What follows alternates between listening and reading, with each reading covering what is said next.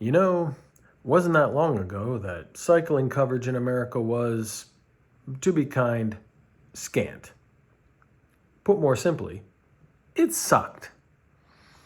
I remember following the 1997 Tour de France and Jan Ullrich in his first and only win in the newspaper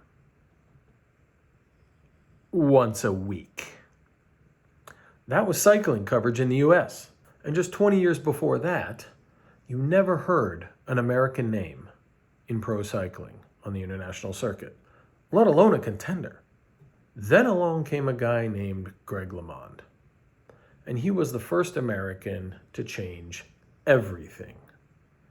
Extraordinarily talented and equally personable, LeMond lit up not only American cycling, but international cycling as no one had before. And the 26th of this month is Greg LeMond's 60th birthday. So tonight, we're going to celebrate the man, his legend, and everything he continues to contribute to world cycling to this day. It's a hell of a story. So let's get into it. So before we get into things, make sure you smash that like button if you like this episode, subscribe, become part of the channel, and hit the notification bell so you can know when we upload new content. Happens every week. Help us share bike love worldwide. Greg LeMond came up in a time in the late 1970s in pro cycling when there were no Americans.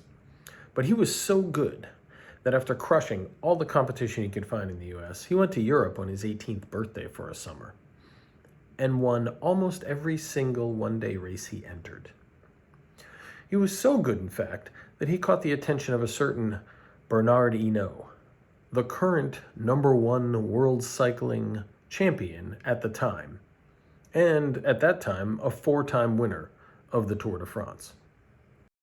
He enlisted Greg to become part of his team in Europe as the first American to represent us.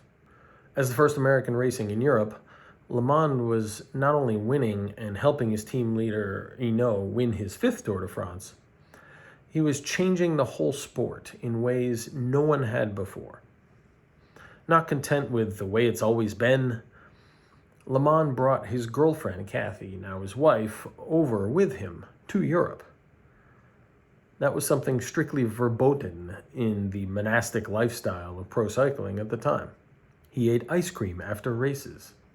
Things that seem mundane to the rest of us nowadays were extraordinary changes at the time, and it was because of Greg LeMond shaking up the pro tour that they happened. Most importantly, LeMond embraced technology for a competitive edge in a way that had never been done before. But we'll talk about that in a minute. And even in the midst of a very public falling out with his team leader Hinault on his way to win his first Tour de France in 1986, the first American to do so, LeMond remained a darling of the European press and public, and an exceptional athlete and winner. And then he got shot on a hunting trip with his family right after he won the first Tour de France. LeMond was accidentally shot. The buckshot lodged in over 70 places in his body, including the lining of his heart and lungs. He was told later that if he had gone by ambulance rather than airlift to the hospital, he would have died. So it looked like it was one and done for the first American to win the Tour de France.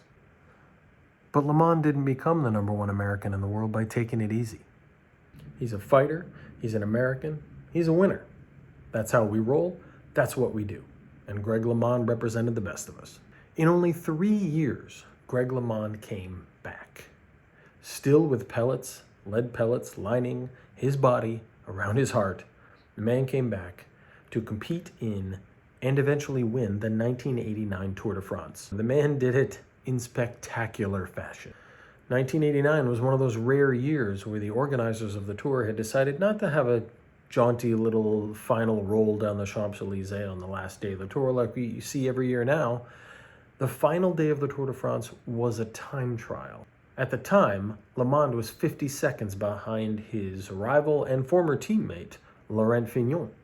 This is an absurdly big gap at the time, particularly with an individual time trial on the final day of the tour.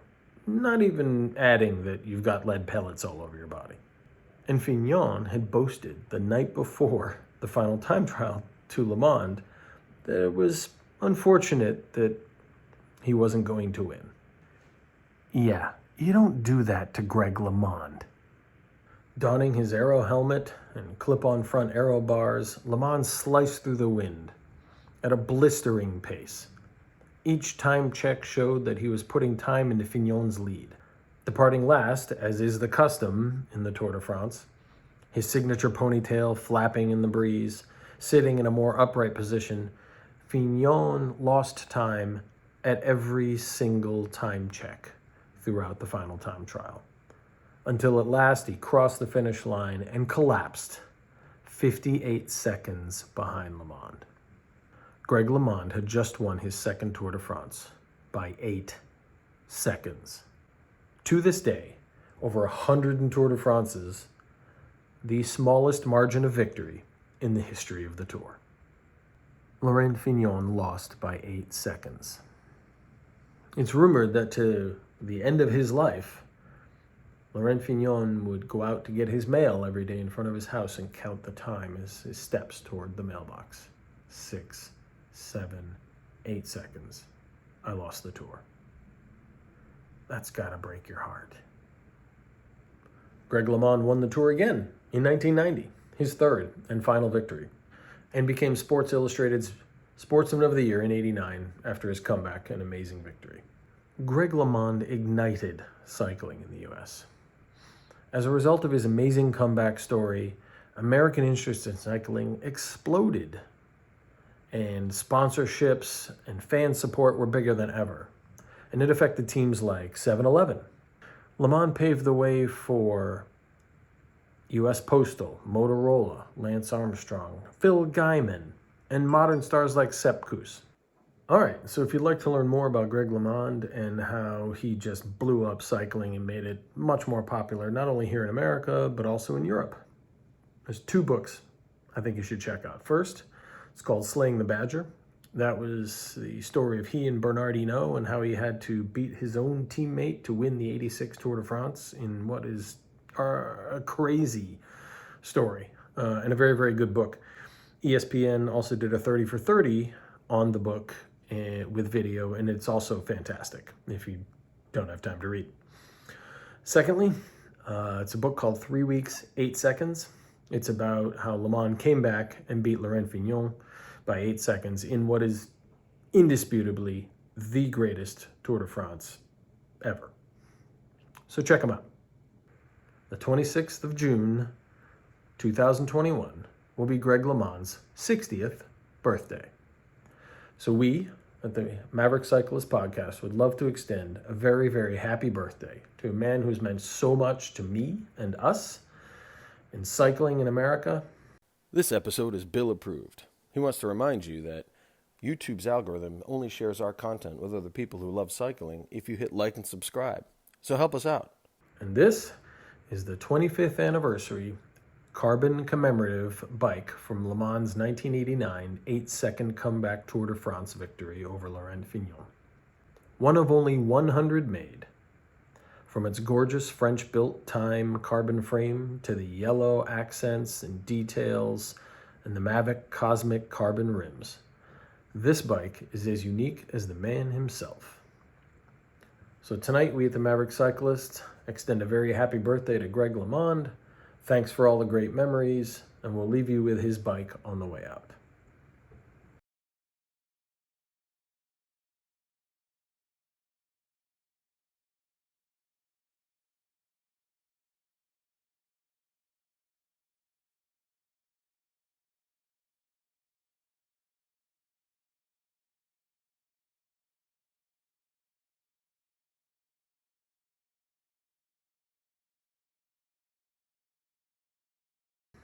Thank you, Greg LeMond, for your continued amazingness.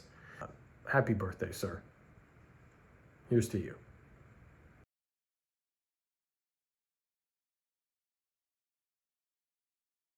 And don't forget to pick up your swag from this episode or any of our episodes at the Maverick Store. Consider supporting the channel by becoming a Patreon so we can share more bike love worldwide.